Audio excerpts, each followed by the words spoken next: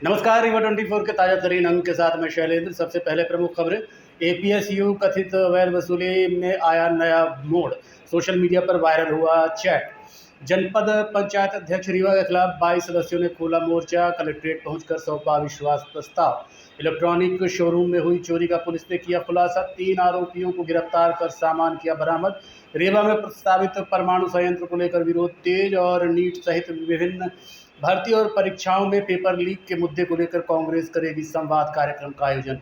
इन खबरों सहित अन्य खबरें विस्तार से। अवधेश प्रताप सिंह विश्वविद्यालय में छात्रों से कथित अवैध वसूली के आरोपों में नया विवाद सामने आया। सोशल मीडिया पर वायरल हो रहे कथित चैट के बाद पूरे मामले के जांच की मांग तेज हो गई।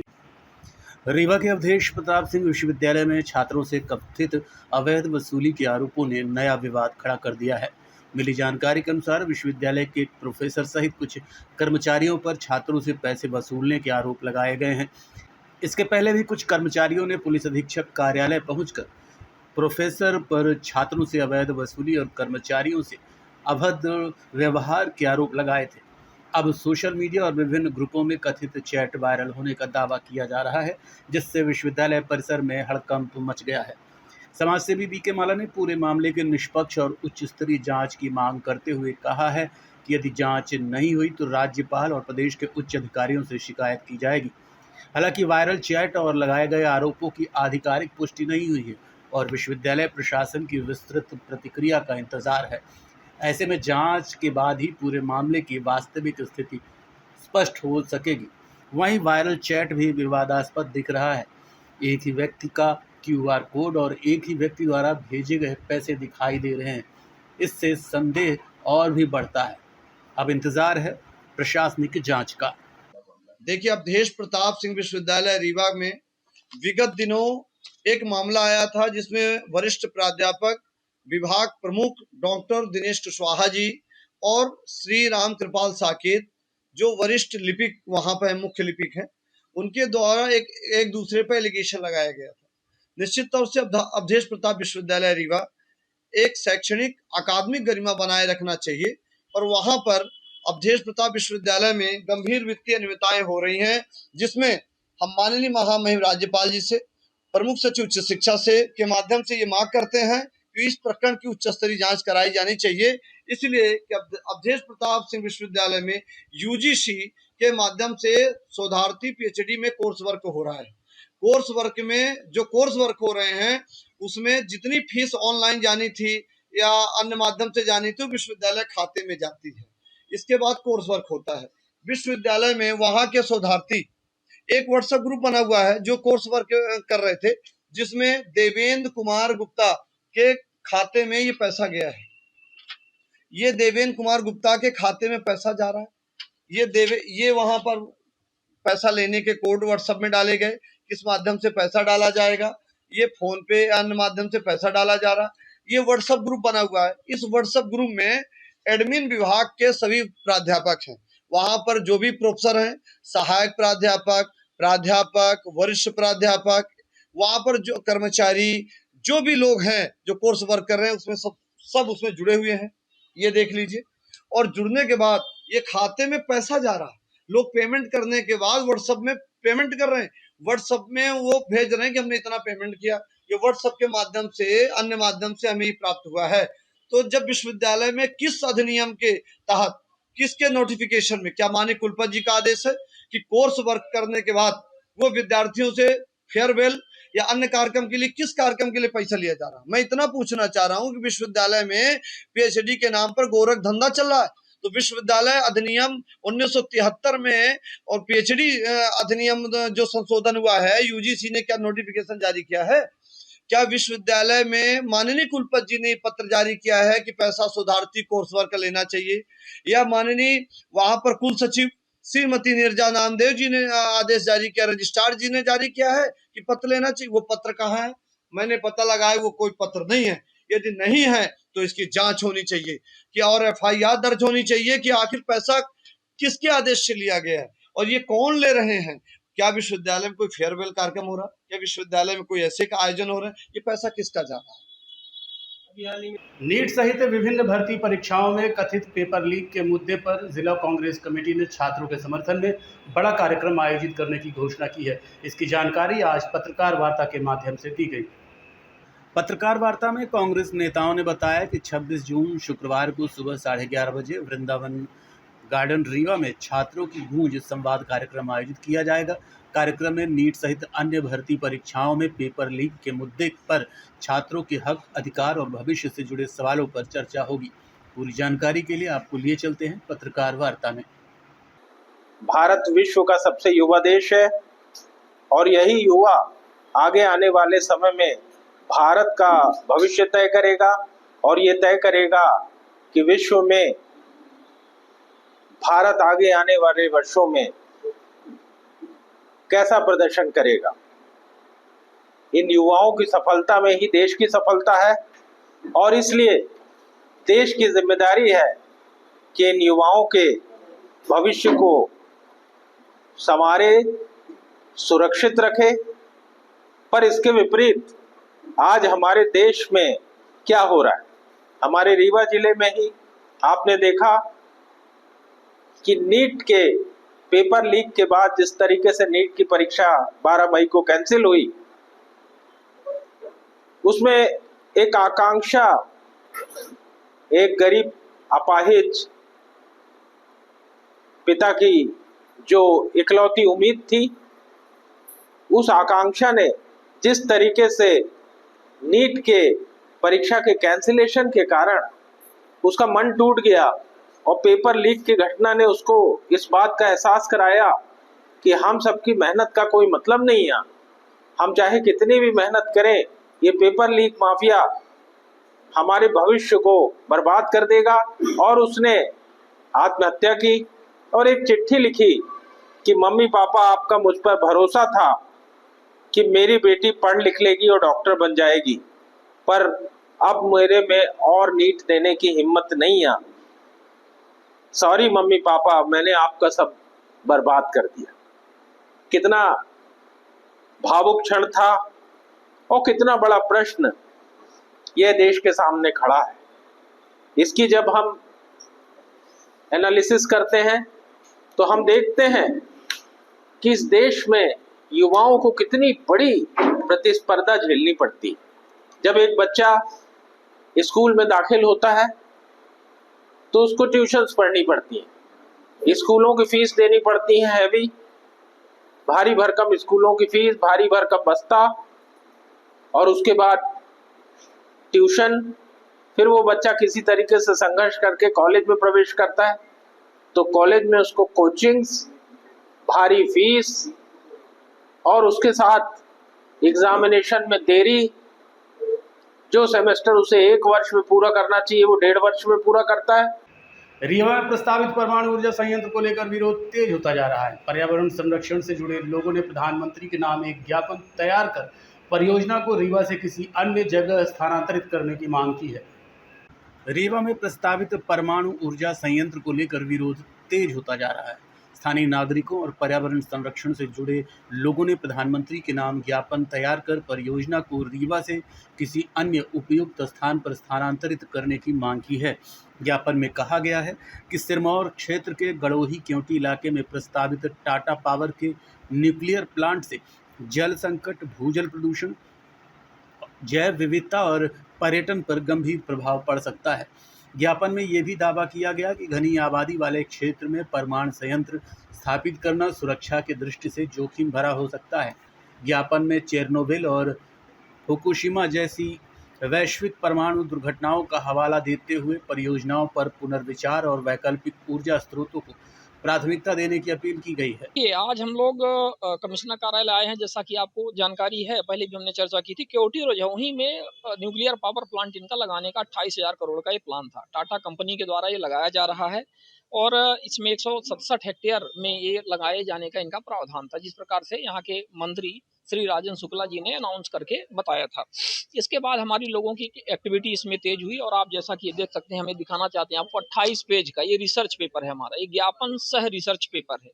इसमें हमने वो सारे पूरे वैश्विक स्तर के कॉन्सेप्ट इसमें रखे हुए हैं, जिसमें न्यूक्लियर पावर प्लांट जहां जहां लगे हुए हैं और जहां 80 से 90 तक इसमें डिजास्टर अभी तक हुए हैं, जिसमें चेरनोबिल का डिजास्टर है जो पूर्व रसिया था, फुकुशिमा का जापान का डिजास्टर है, और इसी तरह से अमेरिकन लैंड में डिजास्टर हुआ है वो, और बहुत सारे 80 से 90 डिजास्टर का इसमें पूरा जानकारी है। कितने लोग इससे प्रभावित हुए हैं, लाखों करोड़ों लोग इससे प्रभावित हुए हैं, अरबों खरबों डॉलर इससे बर्बाद हुई है इकोनॉमी। और अभी भी चेरनोबिल जैसी जगह पर तो अब 11 से मतलब कुछ लोग तो 1100 वर्ष कह रहे हैं, कुछ लोग कह रहे हैं कि 2200 साल तक वहां का परमाणु कचरा नष्ट नहीं कर पाएंगे, और 30 किलोमीटर के एरिया को कन्फाइन करके रखा हुआ है। आम जनता को ये जानकारी नहीं है। सरकारें कुछ बताती हैं, जनता को लोग लुभावन वादे कर देती हैं, बोलती हैं कि हम प्रोजेक्ट ला रहे हैं, हम आपको जॉब देंगे, 5000 लोगों को जॉब, लेकिन जनता को इसकी जो कड़वी सच्चाई है, जो स्याह पक्ष है, उसको ये पता नहीं चलता है। तो हम इसमें स्याह पक्ष ही बता रहे हैं कि इसमें न्यूक्लियर पावर प्लांट जो लग रहा है, ये न्यूक्लियर पावर प्लांट हमारे विंध्य की धरती के लिए बिल्कुल उपयुक्त नहीं है, और हमारी धरती इसके लिए उपयुक्त जगह भी नहीं है, क्योंकि इसके लिए पर्याप्त पानी की मात्रा की आवश्यकता होती है। और जहाँ क्योटी रिझाऊ में लगा रहे हैं वो पर्यटन स्थल है, वहाँ पे कोई ऐसी पानी की व्यवस्था नहीं है। पहले इनको बांध वगैरह बनाने पड़ेंगे तो बहुत ज्यादा खर्च आएगा, और हमारा रीवा संभाग पूरा या विंध्य क्षेत्र पहले से ही ड्रॉट वाला एरिया है, मतलब ये यहाँ पर सूखाग्रस्त क्षेत्र है, पानी की वैसे भी कमी है, कृषि प्रधान क्षेत्र है, किसान परेशान हो रहे हैं, और जल थल नभ हर तरह से परमाणु जो कचरा है, जो इसका रेडिएशन है यूरेनियम का, वो प्रभावित करेगा। तो हमारा सिर्फ यही था कि हमारी ये जगह उपयुक्त नहीं है, इसको यहाँ से हटाया जाए, आपका ये प्रोजेक्ट उचित नहीं है रीवा में। और इसीलिए आज हम ज्ञापन देने माननीय कमिश्नर साहब को आए हैं, माननीय प्रधानमंत्री जी के नाम पर ये ज्ञापन है, और हमें चाहते हैं कि ये बात पहुंचे, और इसमें जो चीजें तथ्य लिखी गई है इसको पढ़ा जाए और देखा जाए, क्योंकि जैसा कि हमने आपको बताया कि 28 जन सुनवाई में करोड़ों रुपए की जमीन को लेकर बड़ा विवाद सामने आया है। कांग्रेस नेता चक्रधर सिंह पर न्यायालय में मामला लंबित होने के बावजूद जमीन पर कब्जे की तैयारी करने का आरोप लगा है। कलेक्ट्रेट परिसर में आयोजित जन सुनवाई के दौरान जबा क्षेत्र के रहने वाले दीपक सिंह ने कलेक्टर को शिकायत सौंपते हुए बताया कि ग्राम खपटिया स्थित खसरा नंबर 187/3 की विवादित भूमि का मामला न्यायालय में विचाराधीन है। शिकायतकर्ता का आरोप है कि आवासीय विद्यालय संचालन के नाम पर जमीन लेने वाले कांग्रेस नेता चक्रधर सिंह ने कथित तौर पर अपनी पत्नी के नाम रजिस्ट्री करा ली, जिसे न्यायालय में चुनौती दी गई है। शिकायत में यह भी कहा गया कि सिविल प्रकरण लंबित होने के बावजूद भूमि का सीमांकन कराया गया और अब विवादित जमीन पर कब्जा और निर्माण की तैयारी की जा रही है। शिकायतकर्ता ने प्रशासन से यथास्थिति बनाए रखने और किसी भी प्रकार के निर्माण पर रोक लगाने की मांग की है। मैं ये जमीनी भूमाफिया के खिलाफ, चक्रधर सिंह के खिलाफ अपील दर्ज करने आया था।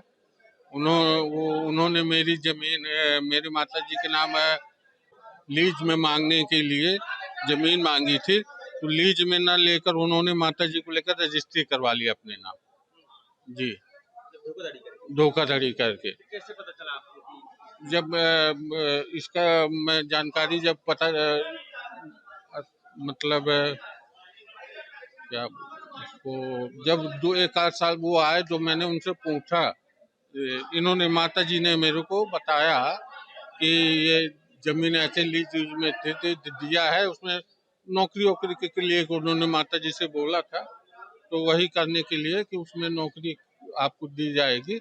ये बात हुआ, तो धीरे धीरे जब पता चला कि रजिस्ट्री करवा लिए हैं, तब मैंने उसमें सिविल सूट दायर करने की कोशिश की, सिविल सूट दायर किया। पहले तो रिश्तेदारों को बुलाकर उनसे अपनी जमीन वापस मांगी कि आपने ऐसा क्यों किया मेरे साथ, मेरी जमीन वापस की जाए। आपने एग्रीमेंट मेरे माता जी से एग्रीमेंट पे वो स्कूल के कॉलेज पे जमीन मांगी हुई थी, तो आपने रजिस्ट्री क्यों करवाई? तो उन्होंने कहा कि मैं सुधा सिंह के मैंने लीज पे ही ली है, सुधा सिंह के नाम से कराई है, वो एनजीओ की तरफ से कॉलेज के लिए जमीन है चाहिए था इसलिए कराई है। तो मैंने चक्रधर सिंह ये मेरे ससुर के भतीजे लगे, उनके ननिहाल पक्ष से है। अब यही हुआ भैया, मेरे साथ धोखाधड़ी हुआ है। वही चक्रधर, ये कौन है, क्या करते हैं? ये मेरे बहू रिश्तेदार लगते थे, मेरे बहू के भाई लगते थे, आते जाते थे मेरे यहाँ, रिश्तेदारी बनी थी उनसे। ये तो बोले मम्मा वे स्कूल के नाम से मुझसे बोल बोले कि जमीन है, ये जमीन आप ही की रहेगी, बस स्कूल भर हम बनवाएंगे। कितनी जमीन आप अपने नाम करा ली है? 23 डिसमिल। क्या बता के ये थी? क्या बोल के आपने नाम करा लिए? क्या बताए थे आपको? स्कूल के नाम से।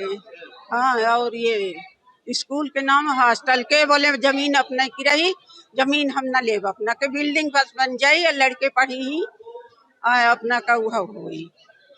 आपको पता कब चला कैसे? ये बाद में गांव में जैसे चर्चा होने लगी, हमका कहीं हम अपना के रजिस्टर वरना लेब न जमीन, बाद में जो कहीं ऐसे गांव में चर्चा होने लगी कि ये जमीन है हमार या है, तो हम कहा कैसन हमसे तो कहीं अपना के हम न लेब, तब ये पता चली हमका कहीं न कहीं हम रजिस्ट्री कराए हैं और हमका कुछ नहीं है पता, कुछ जानकारी नहीं है का उसमें का किए कैसे किए, कुछ भी नहीं है पता, केवल स्कूल के नाम से न हम रजिस्ट्री के हुआ करे हैं और न बेचे। यही के वजह से लड़के की हमारी तबीयत भी खराब हो गई थी। देखते रहिए Rewa 24 news city cable network. मिलते हैं छोटे से ब्रेक के बाद। शर्मा की दुल्हन जब ब्याह के आई, संग रीवा ज्वेलर्स का हार ले आई। छा गया नाम शर्मा इनका गहना, हाय रे शर्मा इनका गहना, हाय रे शर्मा इनका गहना। शर्मा ने बहन का ब्याह रचाया, रीवा ज्वेलर्स का सेट फिर से ले आया, बन गया वो मिसरा इनका गहना, हाय रे मिसरा इनका गहना, हाय रे मिसरा इनका गहना। मिसरा इनका बेटा अफसर बन गया, पत्नी के गले में आईना चमक गया, बन गया वो अफसरा इनका गहना, हाय रे अफसरा इनका गहना, हाय रे अफसरा इनका गहना। शर्मा इनकी बिटिया डोली चढ़ गई, हार पे डायमंड की रोशनी जग गई, बन गया नई बहुरा इनका गहना, हाय रे बहुरा इनका गहना। रीवा से लेकर विंध्य तक छाया, हर शादी में रीवा ज्वेलर्स का नाम आया, पीढ़ी दर पीढ़ी विश्वास से जगाया, रीवा ज्वेलर्स ने हिस्सा निभाया।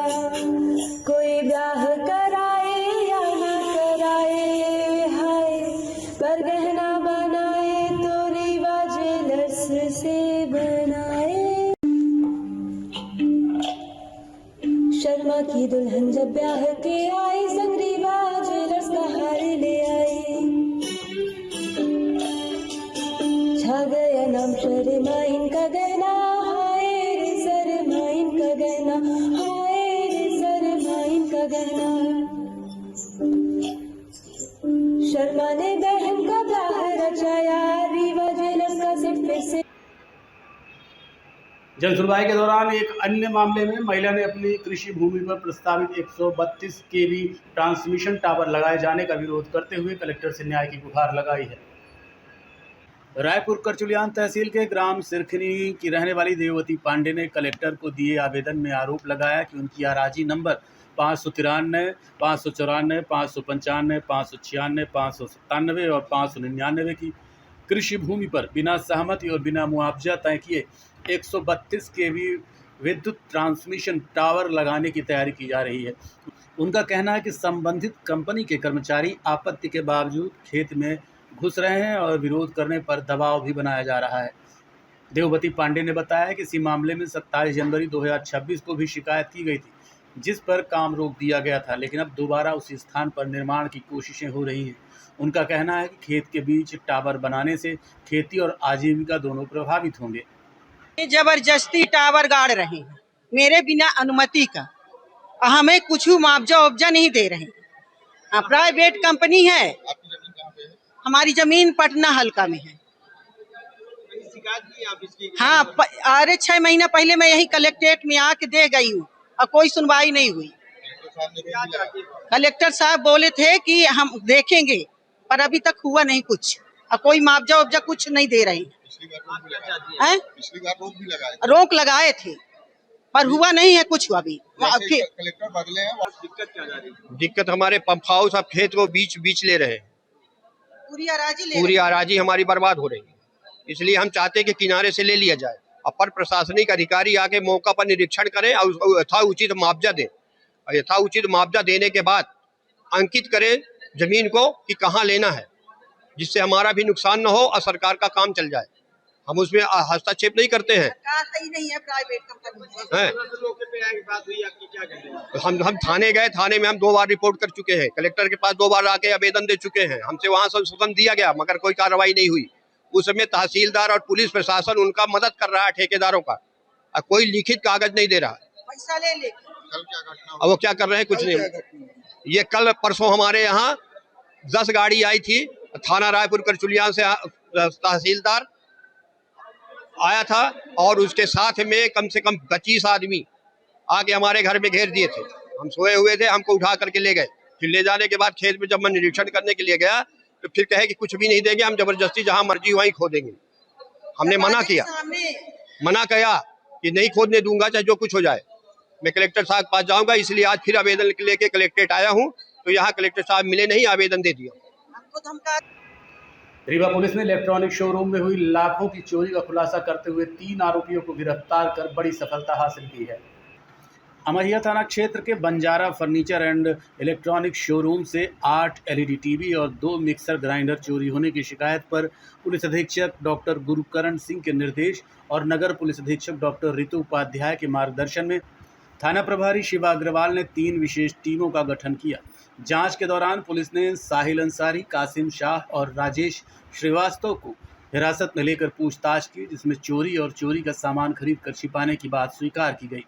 पुलिस ने आरोपियों के कब्जे से 8 LED टीवी, 2 मिक्सर ग्राइंडर जिनकी कुल कीमत करीब 1,90,000 रुपये है बरामद कर लिए हैं। तीनों आरोपियों को गिरफ्तार कर न्यायालय में पेश किया गया, जहां से उन्हें न्यायिक हिरासत में भेज दिया गया।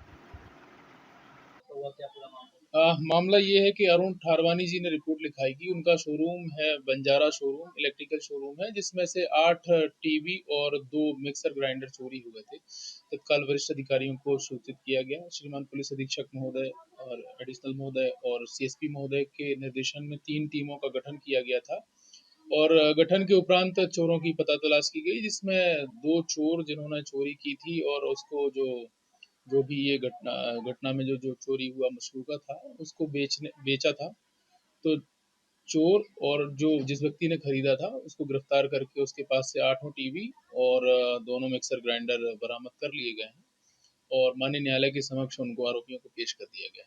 कितने का मशरूका था आरोपियों का? लगभग 1,90,000 के आसपास।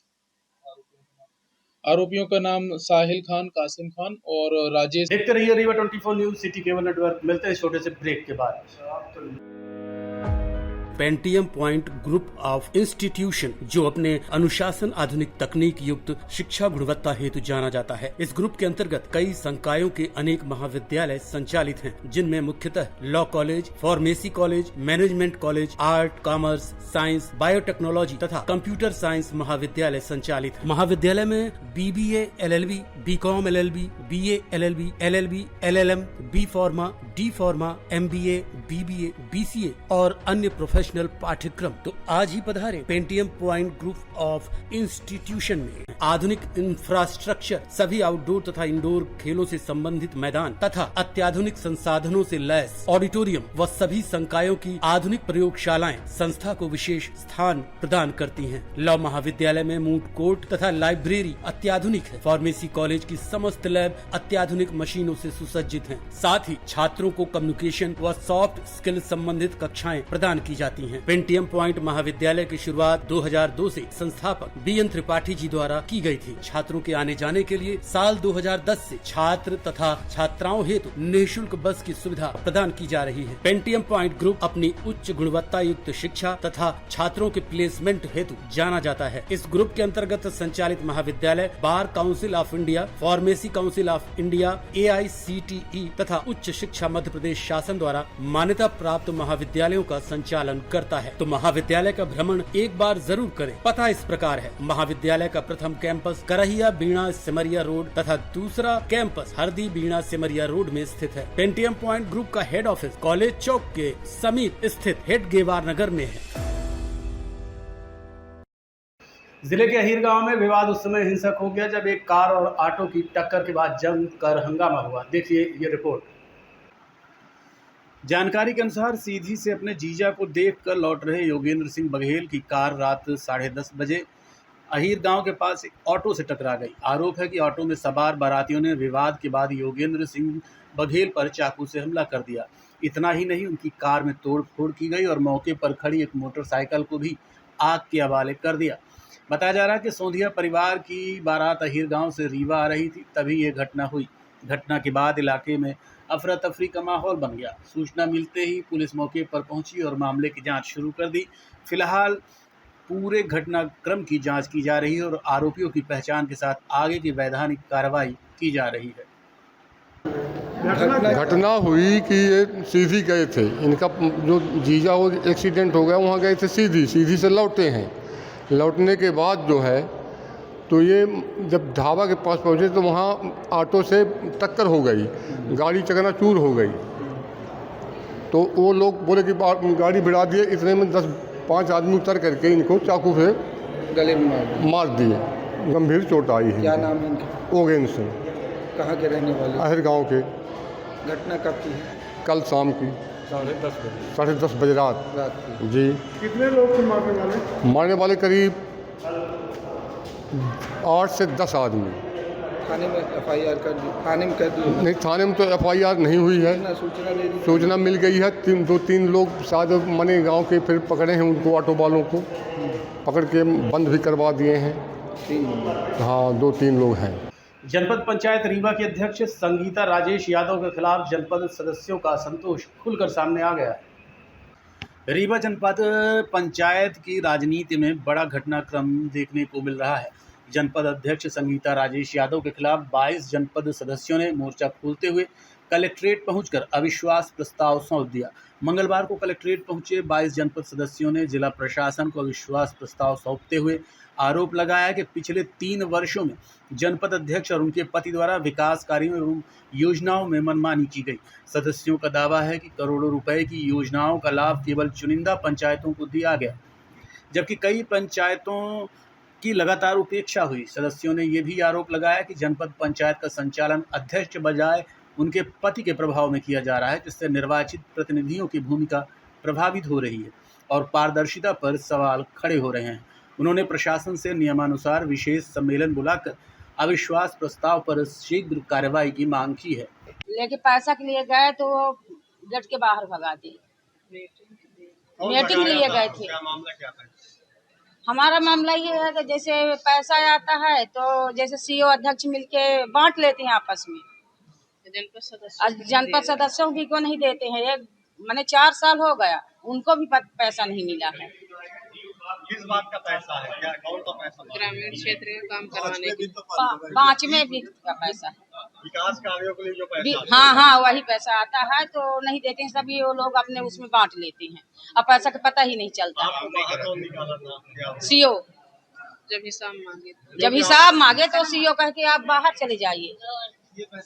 उपाध्यक्ष मैम ने ये कहा कि भाई 5वें वित्त की राशि की गड़बड़ी हो रही है, इसका हिसाब किताब सब के सामने रखा जाए, सभी जनपद सदस्यों के सामने रखा जाए और जो भी यहाँ के जनपद का खर्च का ब्यौरा है वो सब रखा जाए पूरे जनपद सदस्यों के सामने। तो CO मैडम ने कहा कि आप जाओ बाहर, और मैडम बाहर निकल के आ गई। मतलब ये तो भ्रष्टाचार की एक हद हो गई कि और उनके पति का चलाना, जो कि ऐसा कोई नियम कानून नहीं है कि सांसद प्रतिनिधि जनपद में नहीं हो सकता, जिला में जितना हम लोग भी जानते हैं।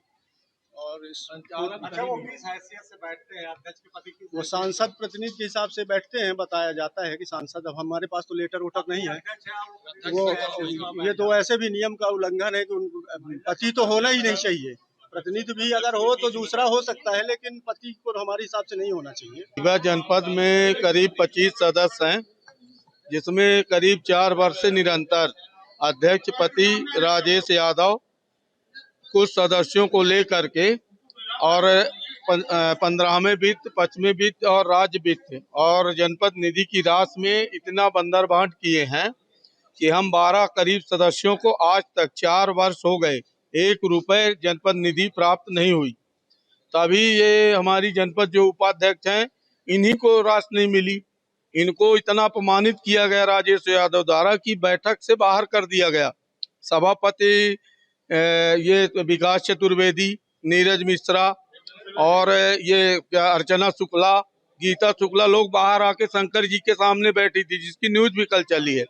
तो मैं सभी सदस्यों ने मुझे भी कहा कि अब अध्यक्ष हटना चाहिए, क्योंकि शासन का मंशा है कि महिला सशक्तिकरण हो, लेकिन जनपद अध्यक्ष पति जो है संसद जी का नाम लेकर के संसद प्रतिनिधि अपने आप को बताकर और महिला सशक्तिकरण की जगह में पुरुष सशक्तिकरण का काम कर रहे हैं। तो हम लोगों ने जनपद अध्यक्ष ये संगीता राजेश यादव पत्नी उनकी हैं, तो वो बार बार पहले केपी त्रिपाठी प्रतिनिधि बताते थे, अब वो केपी त्रिपाठी चुनाव हार गए तो अब बताने लगे कि मैं जनार्दन मिश्रा जी का प्रतिनिधि हूँ। तो मैं तो नहीं समझता कि जनार्दन मिश्रा बीजेपी से समर्थित नहीं है, बीजेपी के नहीं है। अब बीजेपी की मध्य प्रदेश में सरकार है, केंद्र में सरकार है, तो सरकार की ये नीति है कि महिलाएं आगे आए, महिलाओं का सशक्तिकरण हो। तो मैं तो नहीं समझता कि माननीय संसद महोदय जो है तो महिला सशक्तिकरण की जगह में पुरुष सशक्तिकरण का काम करेंगे।